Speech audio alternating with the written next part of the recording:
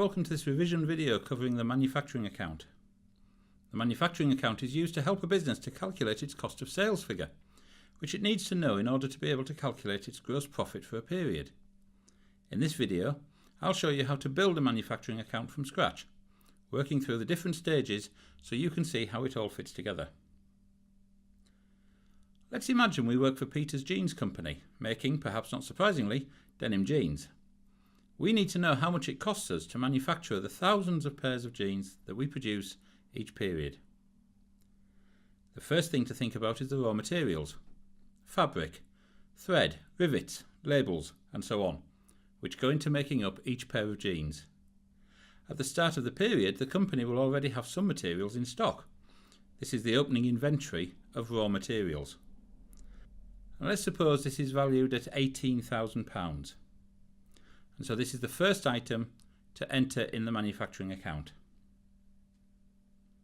Now, during the period, the business will have bought in more raw materials from its suppliers. Here, the figure is £140,000. And this means that in total, the company had access to £158,000 of raw materials during the period. However, not all of this raw material will have been used during the period. There will almost certainly be some closing inventory as well. Here, the closing inventory has been valued at £16,000. Should note that this period's closing inventory will of course become the following period's opening inventory. Okay, so the actual value or cost of the materials which have been used in production during this period can be calculated as the opening inventory plus purchases minus closing inventory. In this example, that is £18,000 plus £140,000 minus £16,000, which equals £142,000. Of course, products don't make themselves, they need some human intervention as well. And so we now add in the cost of direct labour. Here it's £62,000. Note that it's only direct labour at this stage, the cost of staff actually involved in making the jeans. Indirect labour costs such as supervisor salaries, idle time costs, maybe overtime premiums are not included at this stage. And so this now gives a total direct cost of £204,000. This cost is the total of all the direct costs of production, both materials and labour.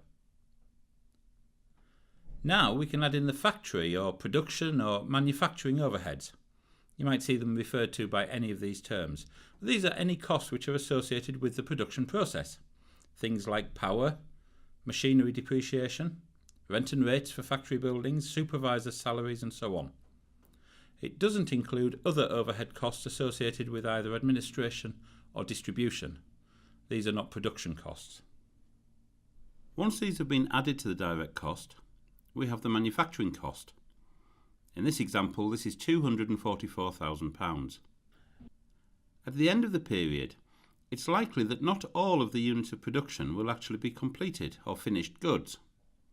In our example of a jeans manufacturer, there are likely to be some units which are part way along the production process, perhaps in the cutting department, or sewing, or awaiting checking or packing. These incomplete units have a value, of course, and the further along the production process they are, the greater the value they will have.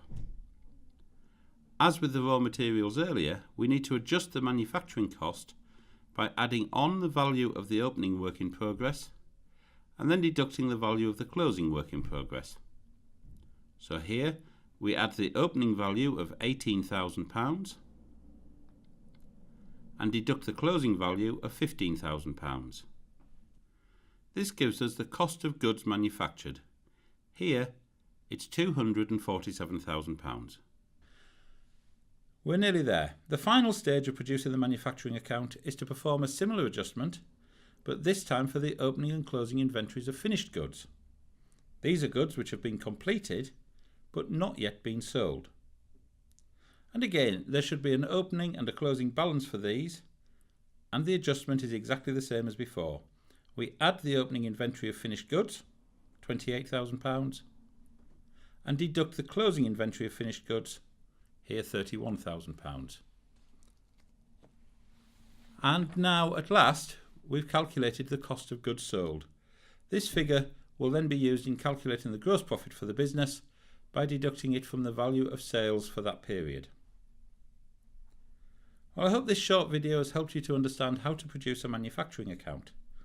It's a very common task in the Level 2 Basic Costing exam and is also an important concept at Level 3 as well. Of course, if you have any questions, please don't hesitate to contact your tutor. And thanks for watching.